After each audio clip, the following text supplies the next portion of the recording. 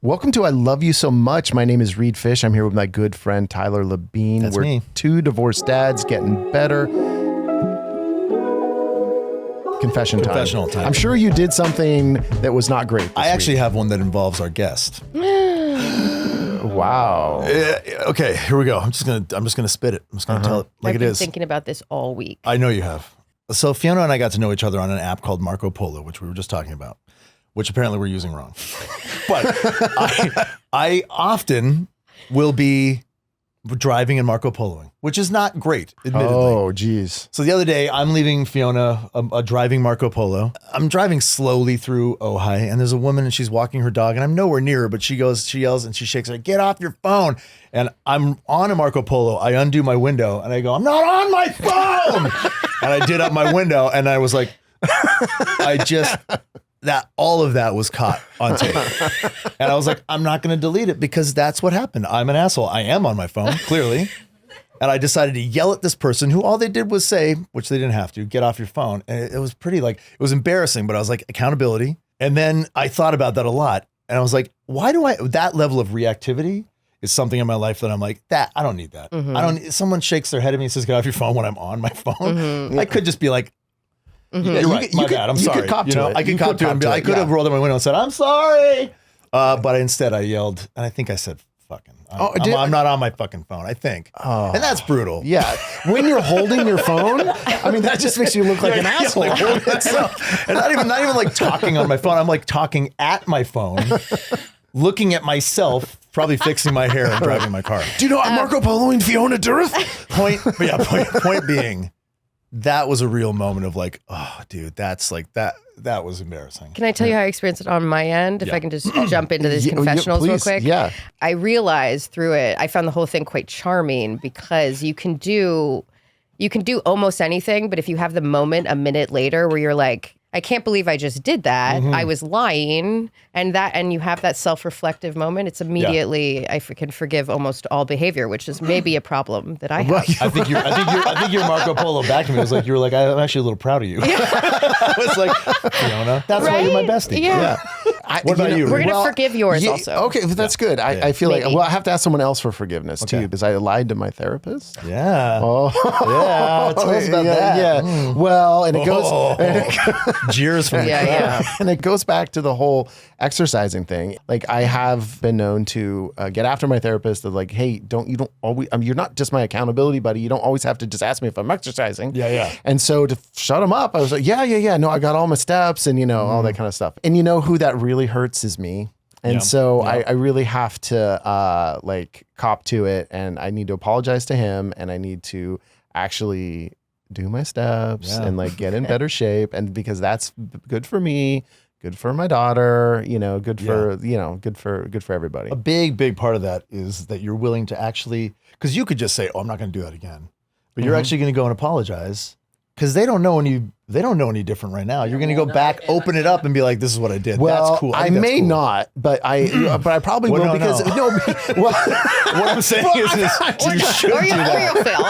Yeah. Well, the other thing is I have obviously told him about this podcast, so he's like, "Oh, I'm going to listen." So I'm like, now I'm really screwed. This isn't the same, Reed. You can't just be like, "Well, maybe he'll watch my podcast." You got it. Yeah, I think. Yeah, What I'm not saying going to pay him to watch my podcast. Though. I'm commending No. you. Yeah. I mean, he should be researching. I mean, I feel like if you get a role, you research it, right? So he should be researching me. Totally. I research every role. Yeah. And so apparently you guys are such good friends, like best friends. And I just met you, but Fiona Dourif is here. And I thank you. Yeah. But go ahead. You have a question? Thank you. Yeah. Thank you. Yeah. Oh, stop. No, I walked in here and I was like, I would probably jump off a bridge for Tyler Labine. And he was like, "What bridge? Depends on the bridge." Yeah. I mean, there's and a it's couple probably dependent on the bridge. Yeah. Yeah. I would jump off a perilous footbridge for Tyler. Yeah. You might get Like a modestly large step. injured for me, but I don't think you would die for me. Twist Can an I say ankle. something about the therapist thing though? Yeah, Because of I think course. that's really interesting. I just started therapy again after years of being off of it. And I think what's interesting about the relationship is it's like a microcosm for your bigger ones. So watching the shit that I pull in therapy of trying to find one was pretty interesting. I was trying to weed out the right therapist. Yeah, I'm trying to, because I think the relationship itself is really important. Like you kind of want somebody who you feel like is ahead of you or something. That's just really obnoxious. No. We were just talking about no, that. but you want to have, although my therapist is like, I'm afraid to ask him how young he is. Because you went younger. You just get assigned one, and it's like it's I hard to know. get one that takes your insurance and whatever, and it has to be on Zoom. I don't even want that. And then at first I was like, I don't know. And then I was like, no. Then I found out we bonded over like certain comedy stuff, and then he's like, oh, you wrote a stand-up set? Oh, that's really interesting. I've never told you I wrote a stand-up set. I've never done it, but I have like a 5-minute set. I think I know what our next project is. But anyway, and then after that, I was like, okay, now I feel more comfortable with this guy, and he can offer in that kind of but he does say things like, well, people in my generation. Oh, and I'm like, do you feel like he is going to challenge you in a way that's going to be useful? Like, well, no, I don't like challenge. No, it's very safe. Yeah. He does challenge me, and I've mentioned it before. I feel like Tyler goes so deep into his therapy, and I'm like, I stay a little more on the surface. Yeah. But I feel that works for me. Like I don't like deep interior work. I don't know if I'm ready for it. Yeah, it's baby steps. That'll work for you until it doesn't. That's what happens. And you hit a wall and you're like, I'm spinning my I feel like I need help with a lot of like day-to-day things. Like, hey, did you make that appointment you're supposed to make? I feel like so many of my personal problems could be solved if I had a personal assistant, but I don't have the money for a personal assistant. So you have the therapy is yeah.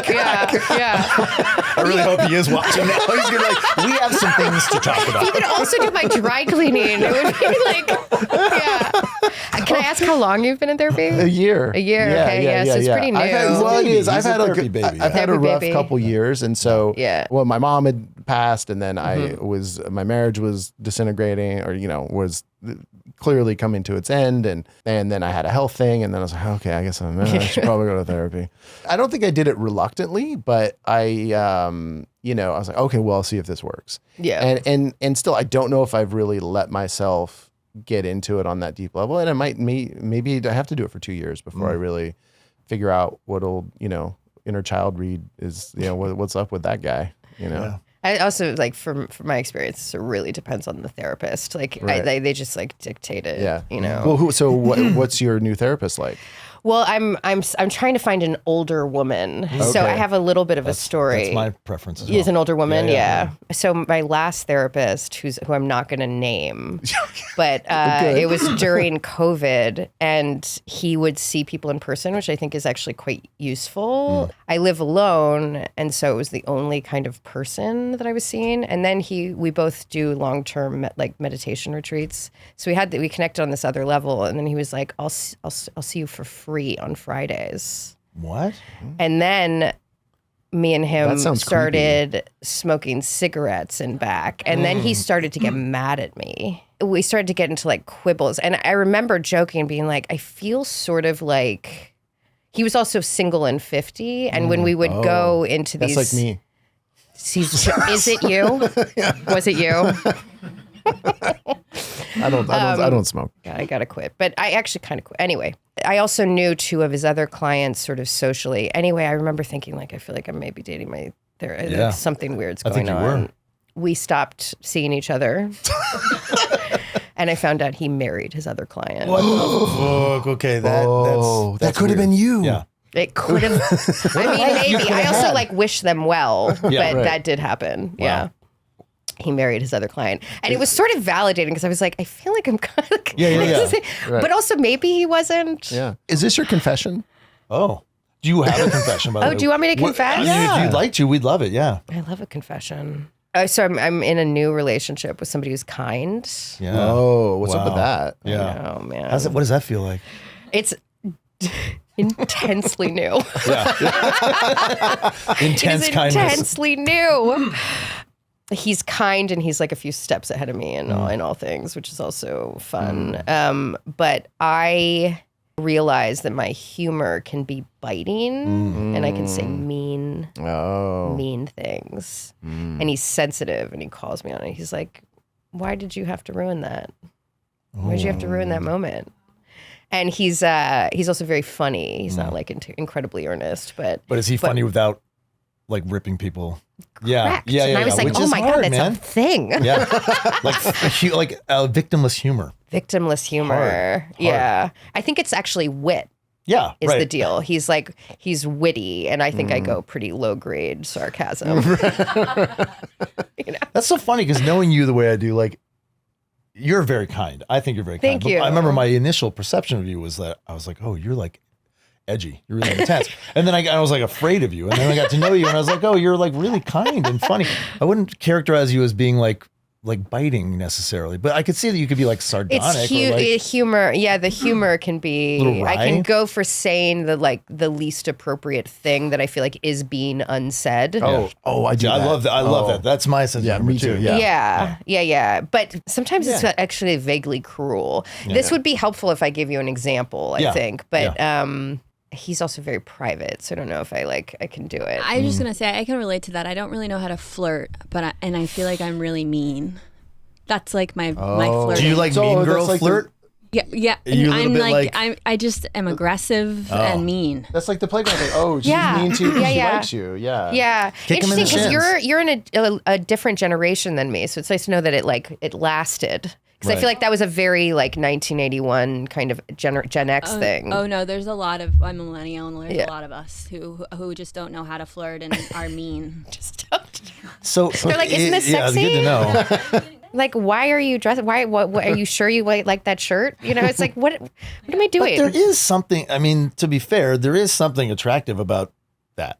You know? Negging, Yeah, yeah. negging. A little yeah. bit of It's like like negging. It's like a little bit. So like, I have a partner who you have met now. Yeah, lovely. Who is the opposite, and she like immediately was like, you know, that you like do that you neg and you tease me. I was like, I tease you, and she was like, yeah, like everything is like a bit of a teasy joke for you, and so she called me out on all that stuff as Yeah. well, and it was like really uncomfortable. Yeah, it really yeah. made me think, but it was also very Useful. good, ultimately very good for me. Was that your confession that you are realizing that I'm you have really, that? yeah, I'm struggling with my, my sort of low rent, slightly mean humor. What do you want to? Yeah, I was gonna say, do you think you can get a handle on it, or do you want to? I definitely want to. Yeah. I definitely want to. I think of the two perspectives. I think this is a kind person I'd like to to step up for. And I think of the two perspectives, the wise kindness, let's try to be rooted in that is probably the one. Yeah, maybe that's you the right should way. sink to my level, really. Yeah. No, that was the exact same with Right. my Yeah. partner. I was like, she kept saying like, well, why are you clinging on to that for? Right. Why is that important to you to not be a kinder, Yeah. nicer human being? And I was like, hey, fuck you, man. Yeah. What's our fear of earnestness? No, I know. It's like a fear Yeah. of being boring. Yeah, You know, I think it is. I think yeah. it's a fear of that stripped away all of my tools and my tricks. I'm not enough. I'm not cool. I'm not that interesting. I'm not that interesting. Yeah.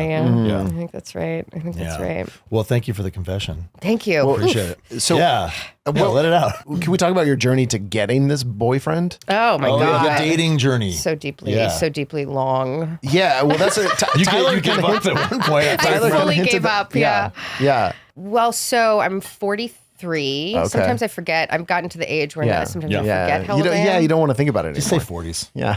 In my 40s. 1981, baby. Yeah. He's Oh, also you 1981. graduated high school. Yeah. That's not great. true, is it? Yeah. Is that true? Wait, 1991? 81. 81. I Oh, was yeah. like, No. you Like, look you didn't great. graduate I 81, man. remember 1981. I was in third grade, but yeah, no, Who was in I'm office? 51. Was it Reagan?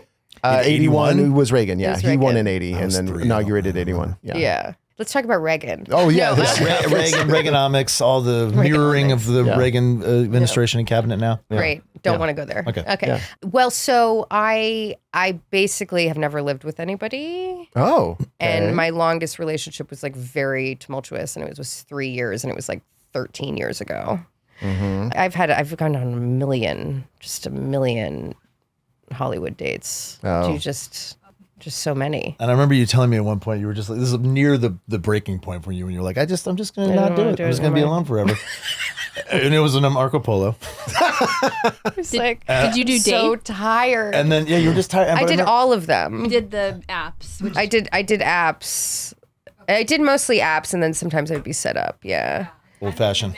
I also think, dependent on age, when you get to a pool where people are in their like late 30s or 40s or sometimes low 50s, like if they're single, it's just accompanied with either like attachment to somebody else that they have no self-awareness around, or just these like weird conditions where I'm like, this is how you're leading. Like if you like, it's all like negative like conditions Anything on there. that starts like that, I'd be like if you think I'm gonna go to brunch at like, you know, it's I'm just like, you go to therapy for a very long time and come back. You mentioned too that there's like, man, I mean, this is very typical, but like you're successful, and a lot of men didn't they have like there was some issue with that, or there was like, or some deep insecurities coming up about your level of success? I've certainly had the experience, I would say, somewhat recently, where I could tell that success in Hollywood was like a condition, that he wasn't that conscious. It was like the lack of self-awareness around it, but it also scares me because I'm the daughter of an actor, and I'm aware that it's an up and down journey. So I'm like, if you're like only gonna date somebody who you feel like is successful enough in their career, what are we gonna do in like 5 years? You know, if like that's where I am right now with my partner. not I'm where like, you I'm are sorry, at I all. know this was not what I advertised. I'm an unemployed broke actor. Yeah. Am I allowed to like clap back to that because it's freaking absurd? Clap back, please. I need it. Dude, Taylor, that's insane. I'm not broke. That part's true. But I know. but also He's in a lull. I'm having he's not even in a transitional lull. moment. I know. He's not Well, even in a lull. yeah, you have the Apple show coming on, you know. No, It's just he's in the very top tier of people who like who work constantly, and the industry's contracted. But I think he's on like I'm having very a weird short moment. lists of Yeah. you know. I've just like I've been present for all of the almost, and the almost are so huge and so often Right. that the One people will hit, who witness it are like, you're not in a lull. Well, she was one of my taping buddies for a lot of things. Like, Yeah. It was funny too because before the Pitt, which if you haven't seen, see it. Oh no, I watched it. I only threw up 4 times. Fantastic.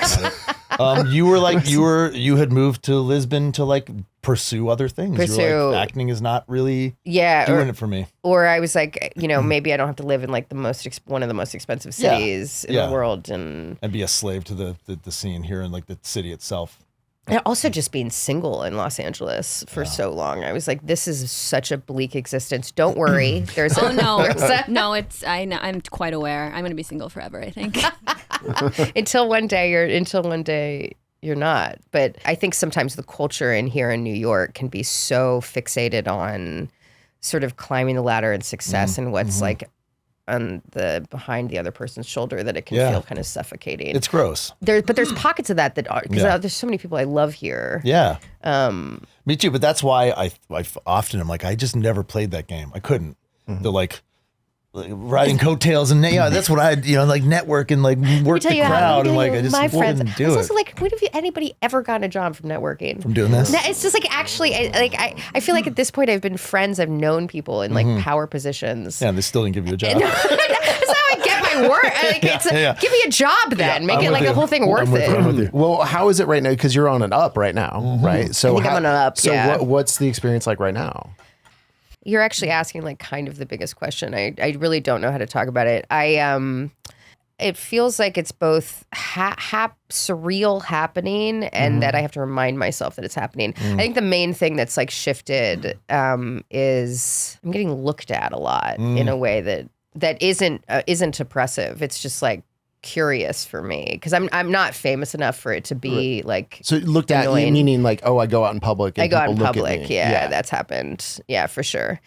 And then I would say in the past, so the show's been out, I've heard from almost everybody that has my number. Yeah. I mean, I've heard from just like a financial advisor that I had like 6 years ago or something.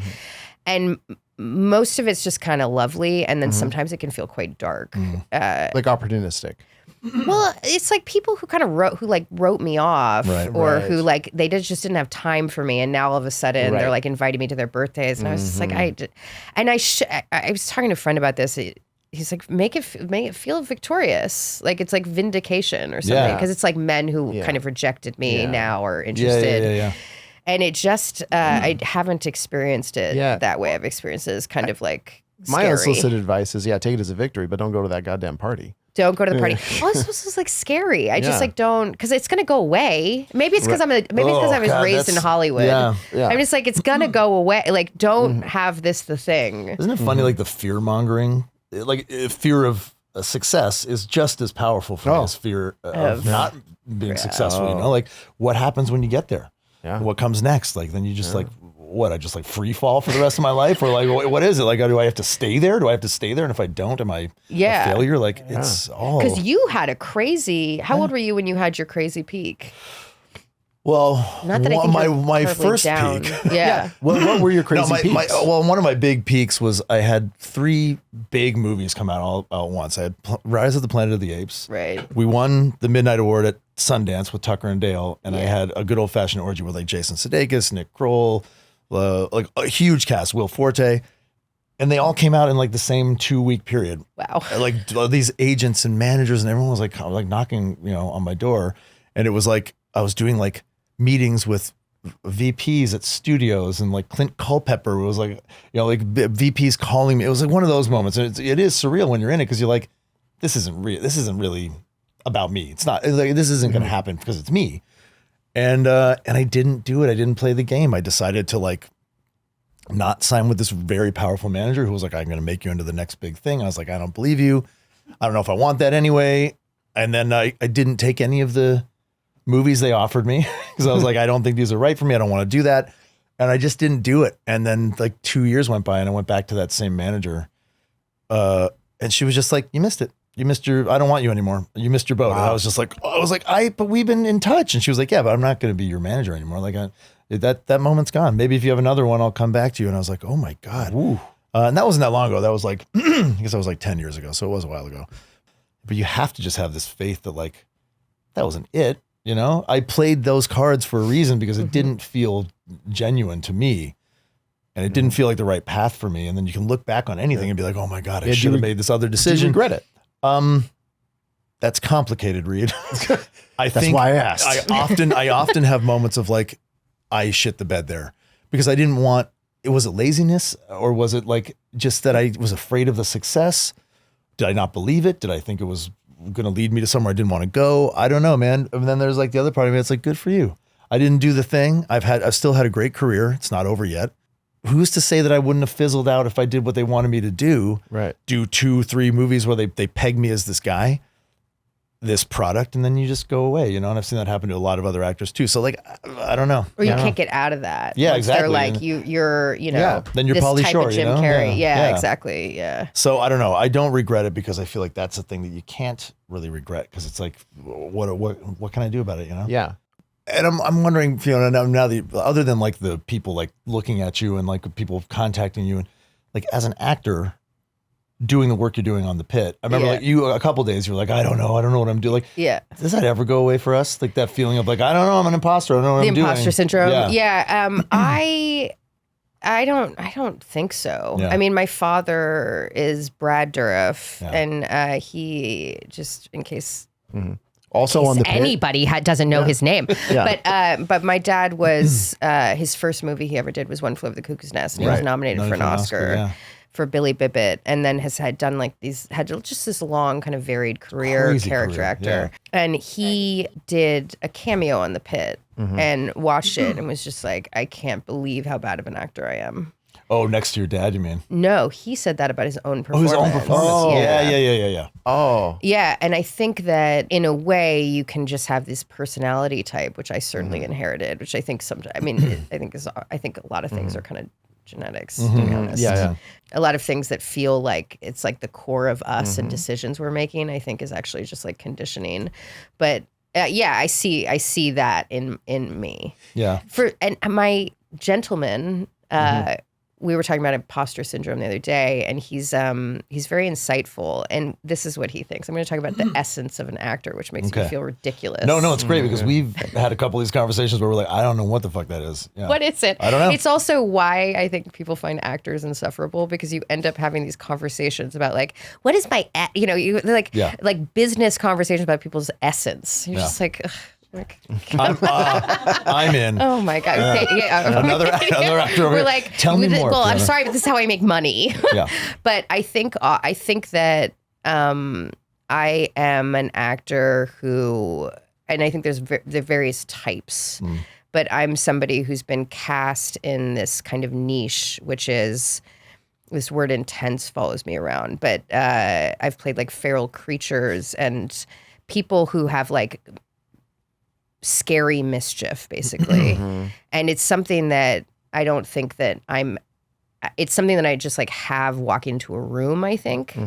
And so because I somehow figured out this career where I'm monetizing it, it makes me feel like an imposter in a way. Because I'm like, I don't know what I'm doing in order to fulfill this thing that you're hiring me for. Right. You have a perception of me that I'm just kind of trying to like. I don't know. Yeah, I don't know what that is. I don't know what that is. I can like, I think you can instinctually read a scene and do it. But I think the thing that they're hiring me for is something that. It's an essence that you're talking about. Yeah, But they're almost What is hiring it? you for your real self rather than the acting that you do. It's almost Sure. like, it's like you bring, I don't know, and it's hard for me to. There's an element of that for everybody, Yeah. except maybe, I mean, maybe a little bit more for me It's than hard other to people. separate. Well, I had this moment, I think, when my movie, I wrote a movie 15 years ago, and like Jay Baruchel was the lead, and I remember, we would joke around and stuff, and I'd make him laugh, and then he would act in the movie, and it'd be a part where he'd have to laugh, and he would laugh, and I'd be like, well, that's just how he laughs. Right. He's not acting. Yeah. And I'm like, he's getting paid for this? Yeah. Well, when you said that, I just remembered that because it made me think like, well, you are just bringing, ultimately you are bringing who you are yourself, what you look like and your energy to it. And how much can you mask in your acting? And like, if you watch yourself in the Pit, do you see you acting a character? Do you see you, or do you see the character? So the Pit is a really extreme version of what I'm talking about. So Okay.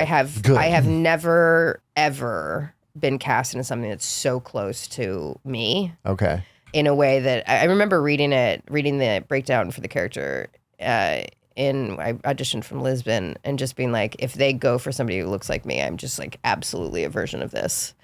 And I think that's actually why I got it is I was just somebody who was the right age, the right look, who like had the life experiences that the character has. And so I'm just playing me in a very vulnerable, scary way. Because I'm like, if you don't like her, like, this is it. That's what's so interesting for me about that performance is that you have shrouded yourself in that feral sort of mischievous kind of character in a lot of things I've seen you in. This is a very big mask, I think, that you have when I think, honestly, the performance in the Pit is like, it's really terrifying. I think that's why you're often like, I don't know.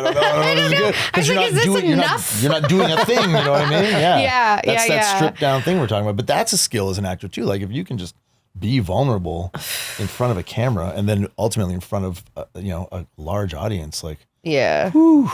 Can I tell you a thing I'm going through in my personal life, which Yes. maybe feels like a little bit more juicy? Yeah. So this is back to this man, because Your gentleman? all of my gentleman. Yeah. He said, like, vulnerability is quite attractive. Oh yeah. And he didn't say this, but like it's my understanding that also, but like neediness isn't. But it was very hard for me to disentangle the two of those. So for example, if somebody's leaving and you say, oh, it makes me sad that you're leaving, to me, that would feel like, yes, it's vulnerable, but also entangled in there is I want this thing and I'm going to be indirect by saying how I feel about it so that you can change your behavior. And I actually, at this point still, I don't understand what vulnerability is without what feels like manipulation. Ooh, man, that resonates with me so. Does it? Yeah, because like all I think about is codependency these days, and Right. like, but then that term trickles down into everything for me. I'm like, I don't know a world where I'm not that. Where I'm like, I'm saying it like everything is in order for me to get something, right? Like, and when I'm vulnerable, it's because I want to. I guess it's a manipulation, but it's not. I don't know, because I always think about how you connect with somebody, Yeah. right? And I think when you are able to be vulnerable with someone, even in a small way, that is when you connect with somebody, because then they can feel that you are being open to them, and then people will embrace you for that. Right. And so that's sometimes I feel myself being, and you know, later I'll catch it. I was like, well, why did I say that? Why did I go that deep with that person? And I think it's because deep down I want connection. Yes. And so I think, is that manipulation? I don't think so. I think it's a That's what I pathway mean, like, to get to know you, right? Yeah. And I think if you say it in order to guilt somebody, it's like, oh, don't leave, you make me feel lonely. It's like, well, but I got to go to the supermarket. What do you want me to fucking do? You know, it's like, It's like, don't go to the supermarket. yeah. Well, if you're like a very self-aware person, maybe there's a part of your brain that is wondering, maybe even before you say it, like, what would be my intention around saying how I feel? Yeah. How is it going to affect the other person? And maybe it's better and kinder and more generous to not put that on them. Yeah, the intentionality of it is everything, right? Like, But then you're never being vulnerable. or you're You know just, what I mean? you're not really exposing how you're feeling in that moment, being vulnerable about it. But like, vulnerability doesn't always have to be present either. But then you try to be in a very honest and open and communicative relationship. Right. That's where it gets a little muddy, where you're like, well, I kind of want to give you everything, but sometimes everything is maybe me needing something from you, Yes. you know? And then around and around we go. That's where I get into the weird entanglement with codependency. I'm like, this. What is codependency? What does it mean? I don't know. I'm actually don't know the reading a book. definition of it. I'm reading a book called Codependency No More. Yeah, a great book, by the way. So I'm learning, but codependency can present in a lot of different ways. But for me, it's like, it can be examples like that. Let's say me and my partner have a conversation where we have decided that we're going to be totally honest with one another all the time. And then that sort of eventually sort of permutates into this, like, well, I sort of have the opportunity always to say something vulnerable, but it's also needy at the same time. And it becomes this responsibility for your other partner who's agreed to do that with you. And then to like draw the line somewhere feels like a stab in the heart. That to me is codependent, when I can't hear the differentiation between being vulnerable or being needy, like you're talking about, Right. in regards to the agreement we have as a couple. Yeah. That's like me. That's really blurry for me, where I'm like, and then you're putting all of the onus on your partner to make you sort of feel better and navigate this thing that you don't understand very well. And then we do it all the time. Me and my partner do it around and round. You know? Yeah. Like, it's not one way. I think we're actually talking about the same muddy Yeah. water, which is Yeah. interesting. Yeah, I dated briefly a man from the Middle East who I know. he I know everything. he does know everything. He had this rule. He was like, let's talk it out. Let's never go to bed before we like understand what this fight is about. And how I experienced it pretty quickly is like, you're being explosive and it feels good for you. And in a way you're like poisoning me. And it's deeply ungenerous. Yeah.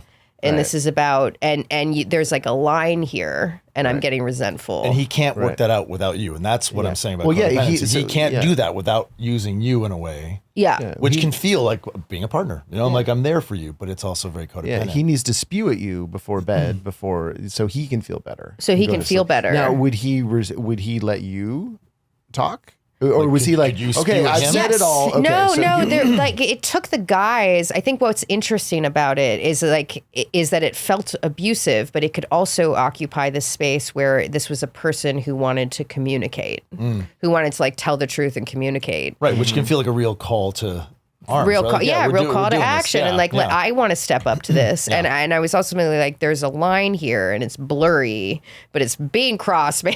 Like it's being crossed. I want to be honest and communicative, and vulnerable, but I think in a way it's like generous to sort of like figure out how you feel, and then like a couple days later even. But then maybe that's not that feminine. Maybe. Which is probably not true, but like I want to be more vulnerable. Yeah, and I think that's great. I think another codependent sort of like thing that is like very obvious is that we're sort of told and advertised that falling in love, the way it looks and you know, in movies and in songs is like this beautiful union of two people. And really the way we see it advertised and depicted is like deeply codependent. Like you just lose yourself in each other and you can't be away from each other. I can't live without you. You're my everything. I can't breathe without you. Like every lyric to a love song is deeply codependent. And we see that and we go, well, that's love. That's what I need. That's what I need when I get older or when I need right now. Yeah. I've never had that kind of love. I've never loved fully. That's not real love. That's like deep codependence. Oh, I consider that like a potent drug. I mean, I see a lot of For things sure. in terms of like evolutionary biology, which my boyfriend like just absolutely just doesn't believe in. Right. I'm like, that's idiotic. But no, it's like, it's your genes trying to get into the next generation. Like I remember being, right. you know, it's like, why is my entire system just thinking about this person I've met for like 8 hours? To get knocked up. You know, it's like, it's indirectly, obviously, some kind of system working without my consent. You know what I mean? Like, Chemically. Like this guy is like a terrible person. Right. Not my current, but No. But previous, Tyler, you know, one thing we haven't talked about in this podcast so much, but we will at some point, is addiction. And I happen to know that you are an addict of candles. I'm addicted to candles, deeply addicted to candles. Yeah. Little piece of home I take with me everywhere. Like all joking aside, this is not, you are a candle fiend. I am a candle fiend. I genuinely have candles in every room in my house. It's so perfect for us to have our own signature scent of a candle. And here we are. It's the ILYSM, I Love You So Much candle. And it's made by our friends at Night Blooms. And Night Blooms goods, so they're all handcrafted, small, locally made where we live in Ojai, California. They're non-toxic illuminants. Yeah. Illuminants, that's a word for candles. Safe for humans and pets. The other great thing about Night Blooms, they're a 1% for the planet member. So it means that they're giving 1% of the revenue to the planet. Go to nightbloomsgoods.com. Use the discount code ILYSM20. You're going to get 20% off your entire order. That's nightbloomsgoods.com, discount code ILYSM20, 20% off your entire order. And everyone loves it so much. My phone is blowing up because they want, they're asking me for the web address. So Night Blooms. Hey, Tyler, you know this, but we have a Patreon. I do know that. Yeah, I know. And I'm excited. We're just getting it launched. I feel like so many of the things that we're talking about on the show, I think are going to resonate with people. And I know so many people are going through the same exact stuff we are. And if we're able to build a community with that where people can feel free to talk about all the same kind of stuff. Yeah, we can be interactive with you too, you know? It'd be a nice place for us to meet and chat. Yeah. We just want to be community and we appreciate everyone's support. Yeah. So yeah, check it out. Patreon.com/ILYSM pod. Yeah, I remember being 39 and always being kind of ambivalent about children. I was never a woman who was like, this is like something I need to do. But I remember it felt like this monster took a hold of me where I was like, no, I'm like a failure. Like the thoughts coming through my mind, I was like, I'm not conditioned to think these things. Right. Like, I don't know why that's there. And I ultimately froze my eggs because of it. I was like, fine, I succumb. Right. It's like, I probably am not going to have them, but I can't. Something's happening here. That was that non-consensual Evolutionary biology, like systematic. Yeah. I have to get my genes in the next generation, which I don't think I do. That's a fascinating thing about you that I think is one of the reasons I wanted you on here is that like you're like very in tune with like what we are as creatures, not so much like what we present or what we think or what our intention is, but like we're just this, you know what I mean? And like you go to these like silent retreats, and I think you learn like for days, and you like learn so much about yourself. You just walked the Camino, the Camino for how long? I'm a bit of a seeker. Wait, what the hell is this? Oh, it's this Camino Santiago. It's like it's cool. It's an ancient pilgrimage. When the edge of Spain to the Europeans was like the end of the world, I think it was there was like 3 pilgrimages in kind of like, I think it began in 700 AD. 3 Christian pilgrimages: Rome, Jerusalem, and Santiago, and it was where the bones of St. James are. And pilgrims would walk, and like I think it was 20% of them died or something. But sometimes as penance from Rome, they'd be like, you have to make it to Santiago, and if you do, you're to the bones. Get to the bones of St. James, And I did it, and I thought it was just going to be a nice hike, but it was really hard. How long is it? So it's just across the Iberian Peninsula, and there's like several of them. I did the Camino de Frances, which is the famous one. Yeah. Oh, wait, I can actually use these. Yeah. So all these things, like let's call them quote unquote pilgrimages that you go on, Yeah. have taught you a lot about the human. I don't believe in experience. free will, basically, but Yeah. you can't live your life that way. It's just, it becomes impossible. But yeah, I always want to do too many prefaces. But The short of it is, I lost my mom at 33 in this kind of painful way. Yeah. I think this is a common experience with people who've like dealt with a lot of grief. It feels like this mountain. You're like, am I gonna get? I was like, how's this mountain is gonna like? It was gonna be a mudslide. I'm gonna die. I started going on meditation retreats just to kind of deal with the grief. You get this experience if you do it for sort of long enough. Where like it's ascetic. Is that the word? Where everything's taken. You're basically just there to have no stimulus, no reading, no talking, no. Yeah, aren't there like ascetic monks and stuff? Yeah. Yeah, and you just try to sort of witness your mind and bring your. Yeah, that sounds scary. Yeah. Yeah, it's hardcore. Actually, I'm not even gonna lie, but I want to do it bad, but I'm terrified. It's cool. I mean, my fifth retreat. I remember I was with this like forest monk, and I just started weeping, but like weeping in a way that felt like an exorcism. Like I was like eating food, and like I cried from the moment I woke up to the moment I went to sleep, just like casually. I was just like in the hall, and it was quite embarrassing because you're in it with people, but it's silent, so nobody speaks or looks at each other. But the crying woman is still pretty noticeable. But it was like cathartic crying. It wasn't just like. Well, it lasted a week, which was wild. The crying lasted a week? Yeah, I wept for a week, yeah. And at the end of it, I actually like physically felt lighter. How's that even possible? Like that just, yeah. I was hydrating. I was hydrating. It was just weird. I'm like, now I'm trying to think about it. Like, am I exaggerating? I don't think so. So sorry if I'm sidetracking you, but so you're just crying for a week, and then you're silent and you're just like meditating. Are you in that moment, or when you're crying, are you clearing your mind of stuff, or are you like actively processing your mother's death, or you know? It didn't feel like I was even thinking about her, which was what's interesting. I think a confusion about meditation that I find is people are like, oh, the point is to not think, and that's never it. Yeah. And the point is to just have this like. Have this kind of wider attachment to your mind. So you're like aware of what you're thinking, but you're not willing to like go follow each rabbit hole. My favorite analogy for that is like if you are at a river and you're watching leaves go by, just don't grab the leaf. Just don't grab the Just leaf. watch the leaf go by. You know, it's like as quick as thoughts come Okay. into your mind, Right, they right. go as well, but you can be aware of it, but you don't need to grab it. Yeah, you're just like constantly going back. But my experience of that week, and this is now I'd say like 7 years ago, was I wasn't thinking about her, which was wild. It felt like a physical. It felt like Somatic a physical, kind of somatic release, thing. yeah. And I tend to be like a meditator that's less new agey. Mm-hmm. I'm getting more new agey, but I'm a little less new agey than a lot of this world. And I was just like, whatever this is, I don't know. But I remember flying back to Los Angeles after, because these retreats are in rural Massachusetts, and then feeling like actually different every day.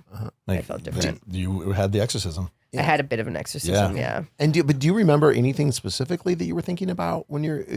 I'm sorry, I'm just kind of fascinated by this. Yeah. On if you are weeping and you're having this emotional release, then what are the active thoughts in your brain? If it's not, thinking about the moments of your life that have been filled with grief. Yeah, it wasn't.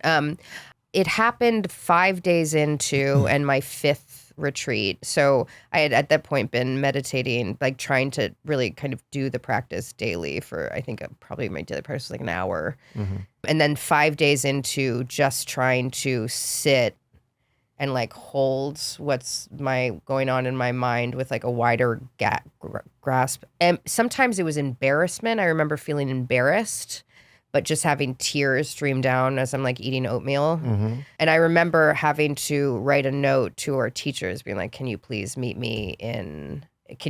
have a meeting with me? And they would walk in and I'm just like crying. They're like, are you Oh, so you could like break the silence for a little bit and get. You can write a note if you like having an issue, and then they will. They'll but there's come tend to you. there's Dharma talks. This is like I wouldn't actually consider myself a Buddhist, but these are Buddhist retreats. I go to IMS, if anybody, Insight Meditation Center in But yeah, it felt. I remember this monk, which is the most articulate man I've ever met in my life. He spent 25 years in silence. Whoa. He was this German guy, and his like mastery of the English language was wild. But some of these people, you meet them, and they hold just their presence. It's kindness in a way that you like can't finger, because they haven't really said anything either.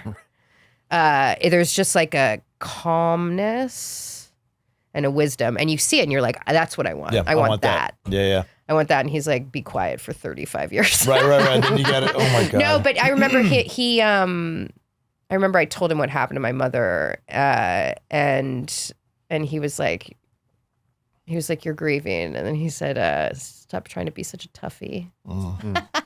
I went to this really great somatic therapist in Ojai named Katie Black. Oh, she's a therapist? Yeah, you know that? Yeah. Carlos's wife, yeah. It's a small town. It's a small town. Where's it go?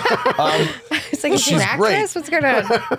So weird though, going like, and your friend's wife is your therapist all of a sudden. It's like, oh, these lines being crossed. But like she was really great. But it was that thing where like what you're talking about, like, there is no rationalization. Like everything we did in there was her being like, get the fuck out of here.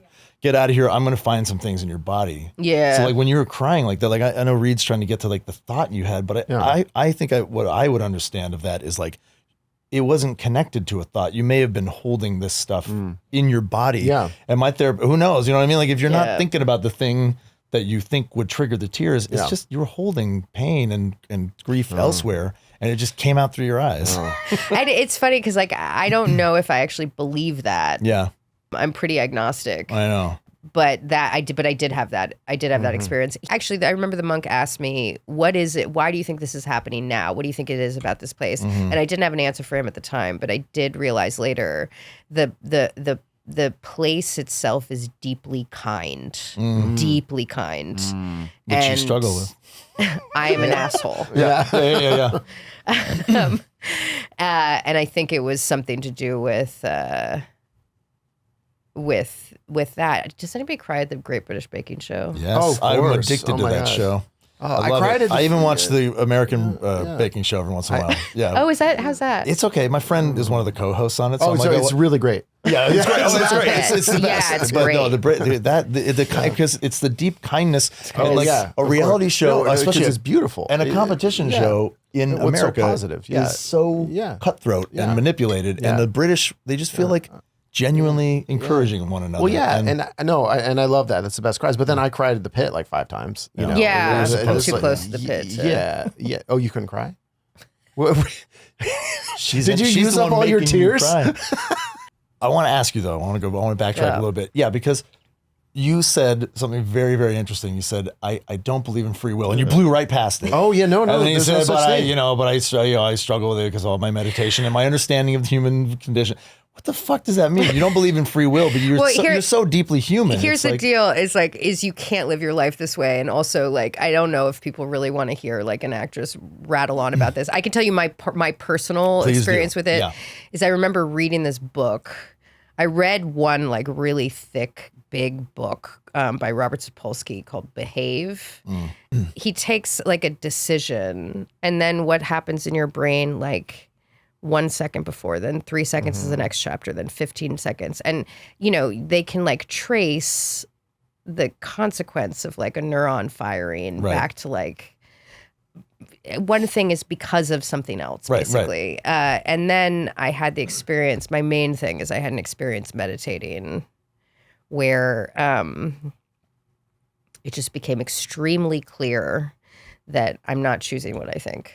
Yeah, you mentioned that one time Not before. choosing what I think. Which is here's the thing. There's this magazine called The Believer. I think it's still going. It was in the very, very first edition, I don't know, 15 years ago. And there's this fascinating article on free will. And it boils down to their argument was there was no free will. There is no free will because there can't be. You say, well, no, I'm just the type of person who will do this, right? And it's like, well, how are you that type of person? There's only two. You are the person you are because of two things. Your genetics and the way you were raised. And you have no control over either of those things. And so therefore, every decision you make is actually predetermined Programmed. by those things. And that's what gave you the tools to make these decisions. So in essence, you cannot ever make a decision that is truly your own. And that's saying it's like you can't live your life that way though, in a way. Like you can't you can't say, well, yeah, I don't take out the trash because that's not the type of person I am. That's just like you're saying, oh, I feel like I'm not making my own decisions. It's like I don't know how to put that into practice, and I don't like. See, this is the thing. I don't like getting deep because then in my mind just I'm like, no, it's like I don't know how to live anymore. I just feel like we stay on the surface. I feel where it gets really mucky for me is like, and sure, I can understand that as a creative human being, like I don't know where my creativity is coming from. Well, it's not me. I'm just something. I'm plucking some whatever from thin air and like I make a song or I have a creative expression. But it's like that feels really hard to not take credit for. You know what I mean? Like I want to believe that my creativity is the essential part of me that is me. But it's not really. It's just synapses firing in my brain and like pulling some. We were talking about cosmic dust earlier, like we're all alien on this planet. Like I don't know where any of it comes from. Yeah. And then we assign such import to our thoughts. Right. It's really just nothing. Oh God, guys, this is getting depressing. It is. I think it's actually kind of upsetting for people, and I don't view it that way. I think first off, I just like actually fundamentally think it's true, even though it's like really not intuitive and not how it feels. Because then, what do you mean I'm not like moving my arm? Yeah. But also there's like a kindness to it because I kind of think of us as like this one giant organism, and like where it's all like tentacles. Yeah. But I find that I'm sort of adverse to like when an adult is really prideful. Yeah. I'm just like, yeah. come on, man. Even if they've done great things, I think that there was a system behind it. And then, but also then it has to play out for me, which I sometimes struggle with. If somebody's like really damaging or shitty, I have to also be like, yeah, it's not your fault. You didn't. Yeah. Well, I guess you can look at it. I'll spin it positive, Stella. Like if you go for it, man. If you look at it like that, you don't have free will, right? So then you can also not get down on yourself for when you're an asshole, and you can also just like choose to live with joy or not. I mean, you're not choosing it. Why don't you were just raised as the person who lives with joy. It becomes impossible. It becomes impossible to really try to navigate with this. It's like something that I have to hold like in conjunction with just being like a person in the world because I want to, I hold that also with this like concept of karma.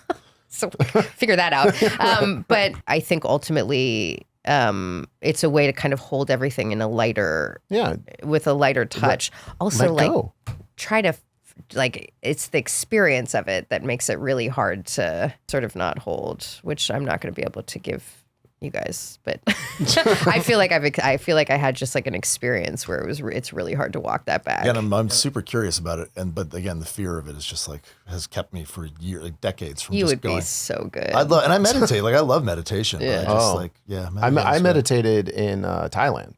I did a walking meditation. Oh, and I won. I was the slowest walker. All of this makes no sense. That's what you mean. No, because the whole point is you have to walk as slowly as possible. And everyone else in the class was like lapping me. Yeah. I'm so fucking present in my competitiveness that I'm the slowest one. Yeah. But you had to like continually move. You couldn't like stop, So yeah, no, I can walk real slow. I hate the slow walking. Yeah. It drives me crazy. Yeah. What speed did you walk the Camino at? Normal. So now was that silent? Normal speed. Well, I did it alone, so it ended up being pretty silent. Yeah. And I made sure not to like listen to podcasts. I like tried to just walk. In its better moments, I was doing some kind of meditation, but it ended up being this kind of existential. I'm laughing at my own joke. This existential. I do that all the time. That's all right. It was like I just remember thinking. I was like, why? I was like, look at all these people walking this Camino all in their own way. And like, because it's people from all over the world, like in different styles.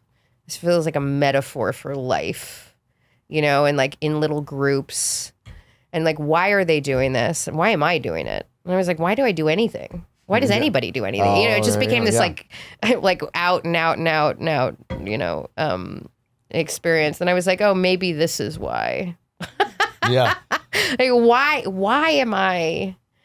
This is also, I think, like a childless perspective, because I think maybe having children like fills these. Well, it just fills your time. Doesn't it give you purpose? Yeah. I mean, I'm doing a podcast to make more money to pay for private school. Yeah. So I'm real purpose driven. Isn't there like an existential box you think it was ticked? That's a hard one for me because I used to talk to my therapist a lot about like the futility of everything, right? I'm like, none of it matters. I kind of believe that.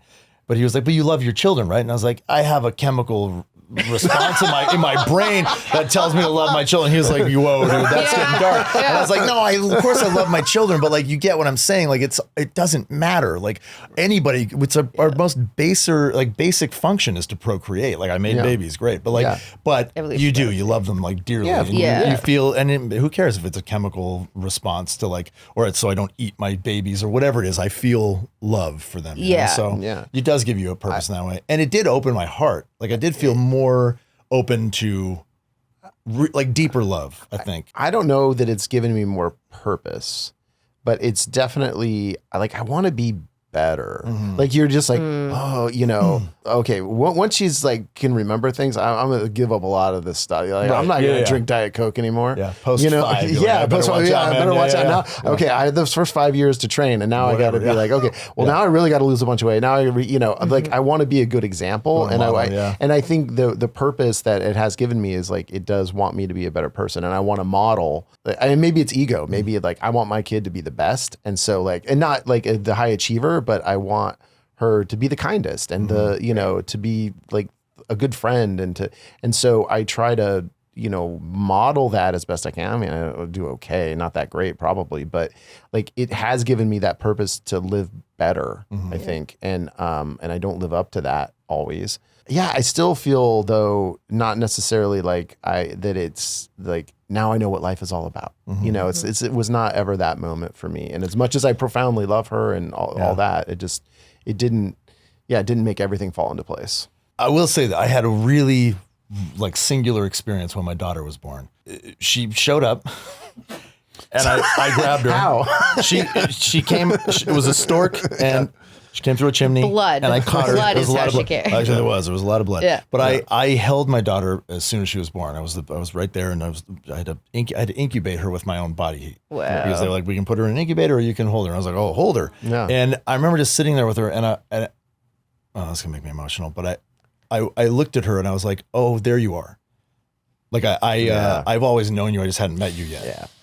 That was a deeply human moment for me, where I was like, oh my God, like I know you, but I hadn't met you. And that really shook me to the human core, where I was like, okay, there's something about having a child that really is a profound existential experience that you can't find anywhere else, or certainly I haven't, that's hard to shake that feeling. Well, no, and I'm glad you said that, because I think that articulates something, that goes along with it. Is I've once my daughter was here, it was like, oh yeah, you've always been here. Yeah. You've always been here. Which is like, what is that? What's that feeling of like? Yeah, and it's like deep familiarity, And I'm still getting to know her, but it's like, oh, but I've known you my whole life. Yeah. So sometimes I think that these different avenues that can really kind of be profound, like let's say meditation or children or religion or whatever, is just like this one exercise, which is pitching our consciousness like out. About not this like, because when you don't pay attention, you realize like everything you think about is self-referential. Yeah. And then you're like, oh, there's like beauty and profoundness. I'm like a part of this other thing. Yeah. It's like just not this like constant sort of. It's interesting that you're talking about this, because I'm also childless and like 36, and I think about my mom all the time. Like I had a really rough 2 years, and my mom had a really rough 2 years, and then she just had kids, and then the kids became everything. Right. So I think it's a lot of people's story. Yeah, it's a lot of people's story. So I'm like, do they get there eventually, or are they just no? If you can't find meaning in your life before you have a kid, I don't think the kid is going to give you that. It doesn't give you the meaning? Oh, that's what I always think. But I think you have to find meaning internally, because if you put meaning on somebody else, then what if that person's gone? What if you lose your kid? What if then the meaning in your life is gone? I think you have to find it within, or, you know, because a kid is an external thing, right? Also, what if the kid's like a fuck up? Yeah. Totally. Most Think of them about are. that. Yeah. I mean, I lucked, you know, I think we lucked out with our kids. They're great. And like, you know, but of course, you know, the 10, now who knows at 15, right? But I'm sure she's going to be great. But you see like kids who turn out really horrible. And like, how do those parents feel? Did they have meaning in their life still? I mean, Or I don't know. they're the people who like don't take care of their parents when their parents get older. Like I've witnessed that, you know, which is pretty wild. I feel like that's breaking a contract. I think this is like where I get like very traditional boomer. But I'm like, no, like unless your parent like fully abused you, I think you like. You step up for the person who sacrificed everything for your existence. Yeah, and we're also, you know, now the way the modern world is, so many of us live far flung from where our parents are in a different way, and it's not like it was 200 years ago where Just you're like going to be community, and I just struggle with that with my mom was like living in Palm Springs around no family, and then had real big health decline. And that is a huge burden, and it's so hard. And luckily my brother was able to be there in a way that I wasn't, because I have a young kid and that has to be my priority. And and now my dad's old, and, you know, and it's like, and he's up in Northern California, and thankfully there's a little more family around, but my brother and I aren't there. Yeah. And it's really hard. And, you know, we're like, I think, you know, we're in this generation, you know, right now in this, what is it called? The squeezed or whatever, where we're getting it. We got to raise these kids, and then we got all this elder care. I felt bad about how I wasn't able to show up for my mom. And I'm, you know, and I hope I can show up better for my dad, but he's a little more resourced. So it's not as, I don't know. It's just, it's complicated. Yeah, it's complicated. I mean, it's the big stuff that is sort of everybody deals with. Yeah. My dad almost bit it last summer. That's right. Bone cancer and all that. And it was fucking weird, Crazy man. way to put it. Well, you know, my dad and I have a complicated relationship, but it did bring a lot of closeness where there wasn't before. But it's bizarre, you know, like witnessing that kind of mortality right in front of you, and all the things that you wish you'd done differently, and then like we're taking care of showing up, you know. And my dad and I were basically estranged for like 20 years to a degree, you know. Yeah. And it's like, it's weird. It all just kind of it's just there all of a sudden. You're like, oh my God. And guess what? Like, I'm gonna die. Yeah. Oh yeah. Yeah. Oh, in not a I'm negative gonna bite way. it someday. as well. I'm gonna bite it. Yeah. But I do think about death. Yeah. And not a negative, and it's not totally negative, Yeah, me neither. but it's like kind of present. But do you think because you meditate a lot that you think about death more? I think probably losing my mother. I lost my mother when I was 33. But I think, and then I lost a very, very close friend when I was 29. Oh, yeah. So you were just coming off of that, and your mom, you know. Is there anything that brings you joy?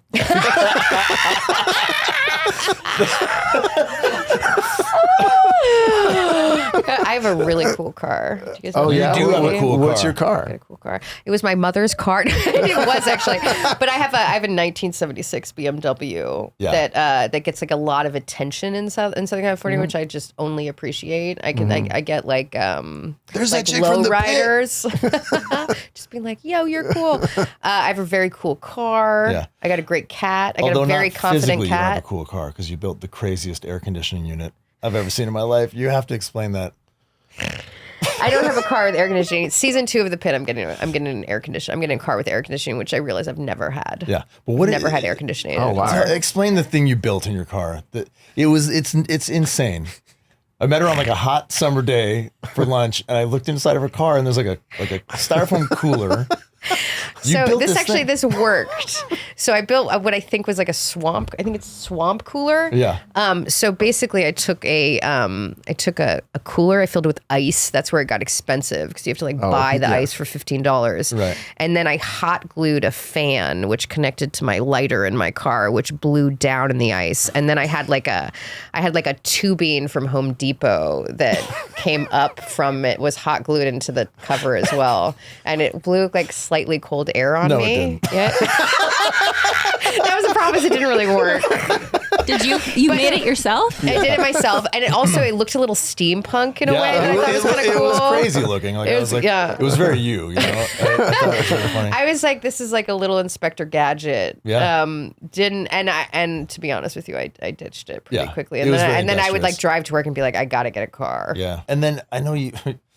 This is the hot topic you didn't want to talk about, but toxic masculinity. I just want, because I genuinely do think that the thing that you were reticent to talk about is actually kind of what I was interested in. Yeah. Which is kind of falls in line with all this free will and the human experience and evolutionary biology. When we both watched, what was the you watched it in Lisbon, I went and watched it. Yeah, and you I was annoyed by you Poor had some hot Things. takes about I had hot takes on Poor Things. Masculinity and the depiction of femininity and Poor Things I thought was a man's version of like unleashed female sexuality in a way that I thought was like pretty silly. I was like, yes, let me tell you, as like a woman, if I wasn't conditioned by society, I would just be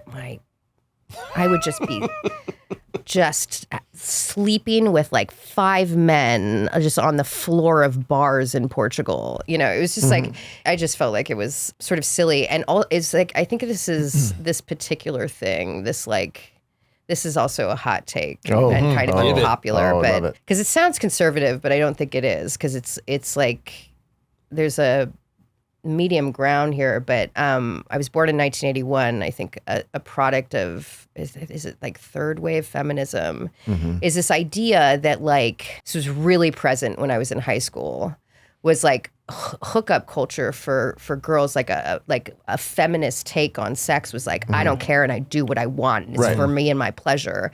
And this thing that like wasn't talked about, which I think was like genuinely there, was like it sort of felt bad. I think that like if you have like small or large gametes, there's like this evolutionary way that you like experience sex, which is like sort of like very bell curve. I'm talking about only bell curve, but like a little bit different. And so I remember being in high school in like the 90s and just like all this messaging being like, what you want to do is like, I don't care. Like he's for, and just like feeling bad, like girls in bathrooms crying, you know what I mean? And I felt like Poor Things was like some kind of continuation of that. And I think that I think you can always point to examples where like, where it's not true. Sure. You'd be like, I have a friend who like doesn't, like, for example, Sex and the City Samantha was clearly written by a gay man. It was like, find me that woman. Really? Right. Like, I mean, she exists, but like the vast majority, that's not the deal. No, yeah. I know very few women that's like, I want to go and I want to have, I want to go down. I want like 3 men to go down on me this weekend. And I want to like not know their names. And then I want to go home and I'll feel like, good, I got that variety. And like, they do exist, but it's pretty rare. Yeah, absolutely. No, it's the outlier. I think even to be fair on that show, she's presented as an outlier. Is she? Kind of. Maybe not. She's like a hero too. It's a hero thing, she's and also also like I celebrate it. I think there's a way to have like the female sexuality not have to be like men's to be powerful, right? It like doesn't have to, like promiscuity doesn't equate to like and freedom also promiscuity if you want it, you know what I mean? I don't mean like you need to. I just think like having that be the ideal found. I think there was messaging in that, certainly in the 90s, that I think was like damaging and very uninterrogated. I think there's a ton of stuff here that like ends up being kind of like out of my, like ends up kind of like dipping into science that I just like don't feel like I can really speak to, but it just seems like we're conditioned. We're like actually like a separate thing. Well, I mean, but sex in our culture, it's always seen through the prism of male pleasure, right? I mean, it seems like to me, it's like, it's about we maybe that promiscuous woman is being cultivated in the culture because of, man, that's appealing to us because that's gonna get me laid. And that's a hard sell usually. And maybe the feminist way to flip it was like, no, it's about our pleasure, and you're like, okay, that's cool, but I don't think it has to take the form of then it's variety. Like I think I think this is true, though I'm not in any way a scientist. Like the research bell curve is like tends to be that one of the things that men bell curve again. Let me just keep saying that, but men tend to like value variety in a way that's like not the bell curve deal. That feels like a true statement. I think there was a portion of Poor Things that just had me kind of rolling. I was also on a date when I saw that movie. I was on a second date in Toronto with this director of photography, and me and him ended up having like nothing in common, but we did like sit down in this dark theater and watch just like Emma Stone just have like sex for 2.5 hours, and then at the end of it we were like, so do you want to like get a tiramisu somewhere or something? But yeah, those are it's my controversial hot take. All right. Well, that's a great place to end, I think. Great. Yeah. And you can tell I'm Gen X. Sorry, everybody. No, I think that's coming back. I don't think that's a weird. I know. I'm not a trad wife, nor do I think like No. I don't think we're. Thank you. Yeah. It was really nice talking to you. Yeah, we really appreciate you being here. And Tyler, we have a gift. We do. Yes. Give me stuff. So we have a little bit of a partnership with this candle company, called Night Blooms. And they made us our very own scent called I Love You So Much. I love you so much. And we wanted to give it to you because we love you so much. Oh, Tyler. I love you so much. I don't know you, but I think you're great. You seem great. Well, I love our production team. They're the best. Tiny Legends is Anybody the best. can't tell, so but much. there's like many people in here. Yeah. Oh, it takes a lot. It takes a lot to make us look good. And I don't know how all of my controversial takes did on all of these young people in the room. We'll find out as I flee. Yeah. But we do like to end the show with gratitude. Yeah, and gratitude towards you. And we gratitude, of course, to our audience. Yeah. So Tyler was saying that we like to end the show. I like the show. End the show with a little gratitude. Gratitude. And I'm just grateful for you as a friend in my life. And a person who would come in and do this for us and with us. And I jump off a small bridge. A small bridge. Yeah. And thank you to our audience. Injured. Thank you for spending some of your precious time on Earth with us. We appreciate your support and love you so much, Tyler. Love you so much, Reed. All right.